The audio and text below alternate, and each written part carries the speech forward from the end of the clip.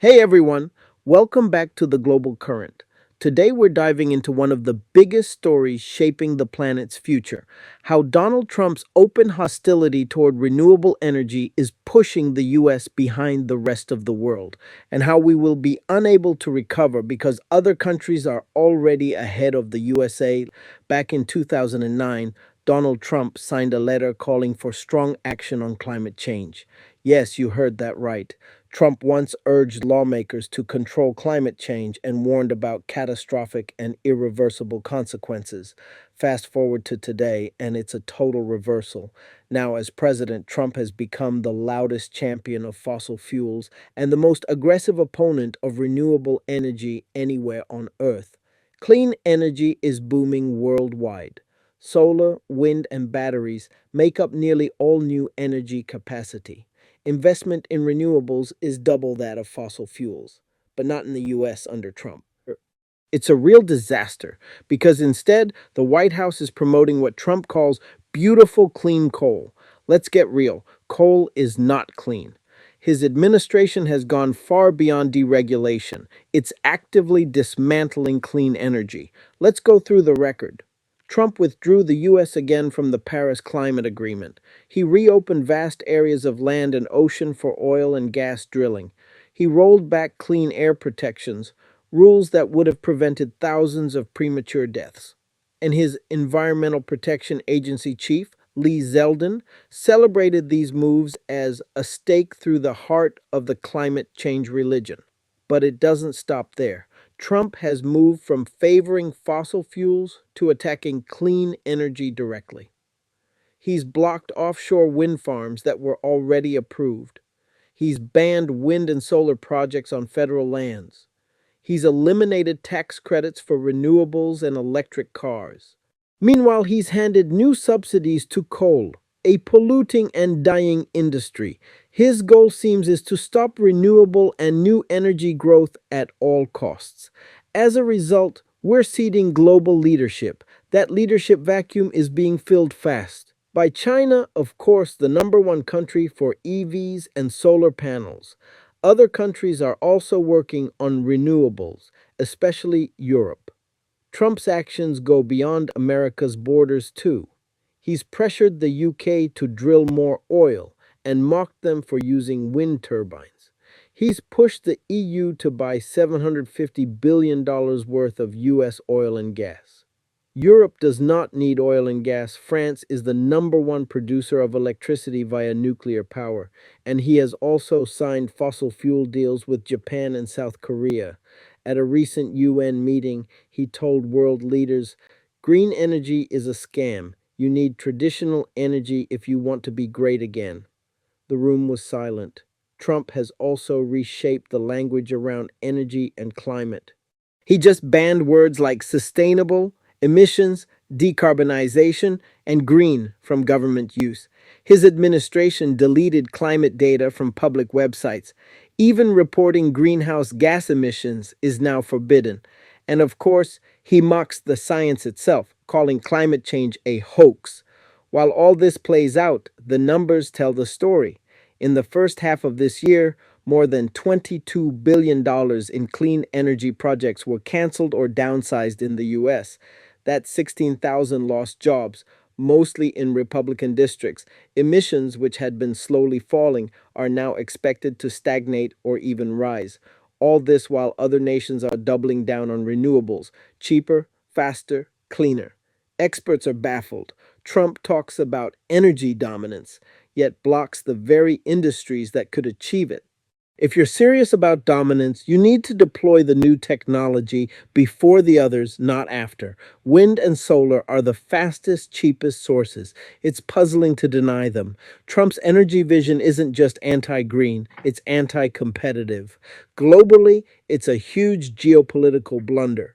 China is investing massively in solar panels, batteries, and electric vehicles.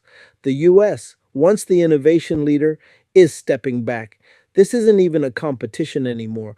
The U.S. isn't in the game. Trump's rollback of Biden's Inflation Reduction Act, the biggest climate bill in U.S. history, is seen abroad as America giving up the future. At home, Trump's team tries to erase the topic itself. Government reports avoid mentioning climate change. Officials talk only about weather events. Critics are labeled lunatics. But the climate doesn't care about politics. Fires in California, floods in Texas, rising insurance costs in Florida, they're all growing, visible, undeniable. So, even some Republicans are nervous. The clean energy sector now supports hundreds of thousands of jobs in red states, in wind, solar, and batteries. Yet Trump's policies risk wiping out that progress. The contradiction is striking. He promises jobs but kills the industries creating them.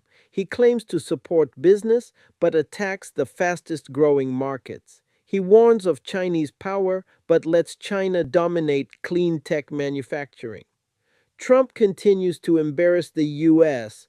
on the global stage and undermine American interests at home. Let's be hopeful that cities and states like California, New York, and Texas will keep pushing forward. They're investing in renewables despite federal resistance. The market itself may also keep shifting, driven by economics rather than politics. Renewables are simply cheaper because the world's biggest economies are already committed to clean energy. They're not turning back. The problem hasn't gone away. Climate impacts are getting clearer. The push for action will come back because there's no alternative. So, where does that leave the US? Right now, the country is divided, caught between the old fossil era and the clean energy revolution. While the rest of the world races towards solar grids, electric vehicles, and zero carbon industries, America's official policy is nostalgia. Make coal beautiful again. But technology and physics don't care about politics. Wind and solar keep getting cheaper, extreme weather keeps getting worse, and public demand for clean energy keeps growing. Trump may try to slow the transition, but he can't stop it. Not forever. In 2009, Trump signed a letter warning about catastrophic consequences if the world failed to act. 15 years later, those consequences are here: floods, fires, droughts, insurance collapses. And the same man is now denying the very crisis he once recognized. It's a story of irony, ideology, and lost opportunity. The US could lead the clean energy revolution.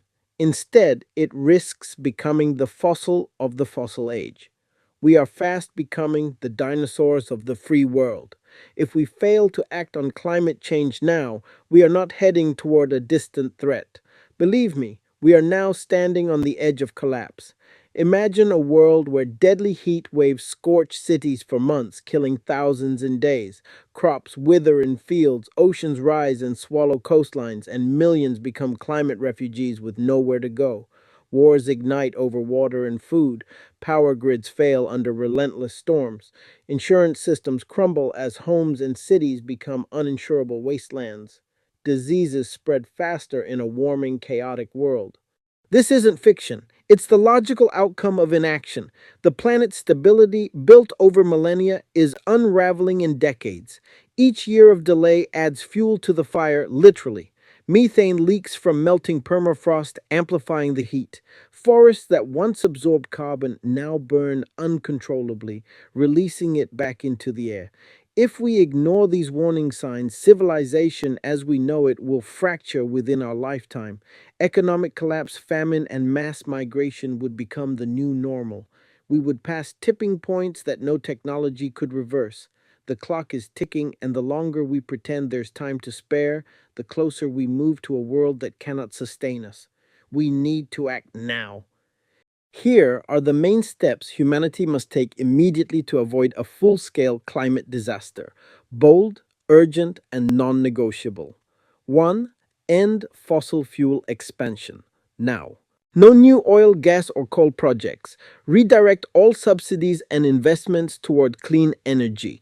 Every new fossil project locks us deeper into destruction.